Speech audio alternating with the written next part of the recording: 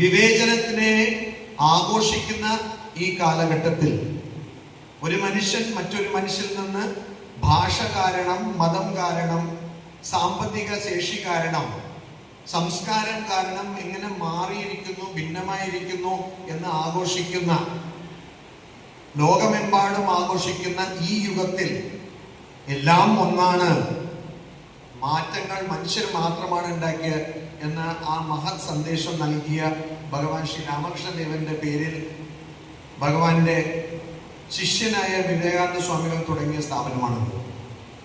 ഇവിടെ നാം മനുഷ്യരായിട്ടല്ല, സർവേശ്വരനായിട്ടാണ് കാണുന്നത്. നമ്മൾ സന്യാസിമാര് സാമൂഹ്യ സേവനമല്ല ചെയ്യുന്നത്. ഓരോ ജീവിയിലും ദൈവത്തിനെ കണ്ട് ആ ദൈവത്തിനെ ആരാധിക്കാനാണ് ശ്രമിക്കുന്നത്. ഇത്തരം മഹത് ആശയം ഇവിടെ വന്നിരിക്കുന്ന നിങ്ങൾ മക്കളെല്ലാവരും, അതോടൊപ്പം നിങ്ങളുടെ രക്ഷിതാക്കളെല്ലാവരും ഉൾക്കൊള്ളണം. കാരണം ഇന്ന് ഈ ഒരു ആശയം മാത്രമേ ലോകത്തിനെ രക്ഷപ്പെടുത്തുള്ളൂ, സംരക്ഷിക്കുള്ളൂ. അല്ലെങ്കിൽ മഹാത്മാഗാന്ധി പറഞ്ഞ പോലെ an eye for eye will make the whole world blind. ഒരാളെന്റെ ഒരു കണ്ണെടുത്തു എന്ന് പറഞ്ഞ് ഞാൻ അയാളുടെ കണ്ണ് പ്രതികാരമായി എടുക്കാൻ നിന്നാൽ ഈ ലോകം മുഴുവൻ അന്ധരാകും എന്ന് മഹാത്മാഗാന്ധി പറഞ്ഞു.